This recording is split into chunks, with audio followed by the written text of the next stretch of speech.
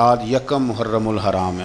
امیر المومنین خلیفۃ المسلمین حضرت سیدنا عمر فاروق رضی اللہ تعالیٰ عنہ کا آج یوم وصال ہے۔ حضرت عمر فاروق مسلمانوں اور مومنین کے لیڈر تو ہیں، لیکن حضرت عمر فاروق انسانیت کے رہنما ہیں بہت بڑے۔ حضرت عمر جس ہستی کا نام ہے، اس بندے نے انسانیت کے اصول وضع کیے۔ حضرت فاروق اعظم نے لوگوں کی بھلائی اپنا ذوق بنا لیا تھا، اور قرآن مجید نے کہا جو ایمان لانے کے بعد اچھے عمل کرے یہی ساری مخلوق سے بہتر لوگ۔ ان الذین آمنوا وعملوا الصالحات اولئک هم خیر البریہ، جو ایمان لانے کے بعد اچھے اعمال کرے وہی ساری مخلوق سے بہتر۔ حضرت عمر نے ایک ذوق بنا لیا تھا کہ میں نے اللہ کے بندوں کی خدمت کرنی اور اپنی ذمہ داری کو ادا کرنا۔ ہمارے ہاں معاشرے میں بہت سارے کام اس لیے خراب ہوتے ہیں کہ ہم احساس ذمہ داری بھول جاتے ہیں۔ یہ بہت سارے وزیر مشیر اور بہت سارے پیر الا ماشاءاللہ، ان کے نیچے کیوں خرابی ہو جاتی ہے بہت ساری؟ وہ اس لیے کہ وزراء کا مزاج نہیں ہوتا اے سی والے کمرے سے باہر نکلنے کا، تو باہر جو طبقہ ہوتا ہے وہ پھر مرضی کرتا ہے۔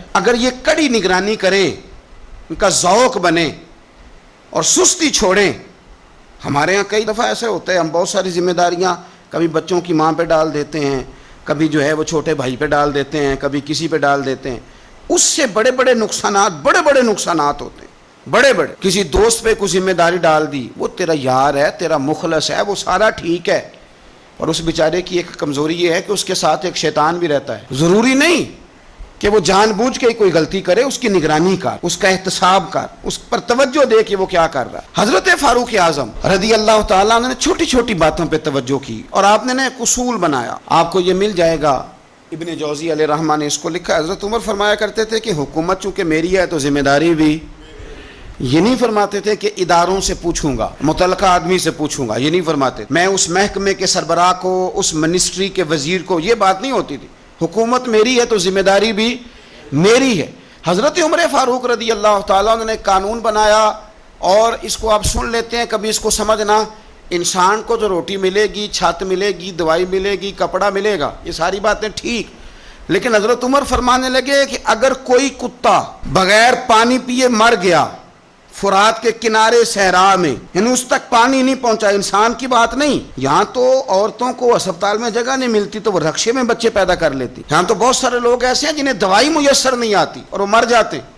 کتا اگر میری حکومت میں پیاسا مر گیا تو عمر فرماتے ہیں اللہ مجھ سے پوچھے گا کہ ڈیوٹی تو تیری تھی نا۔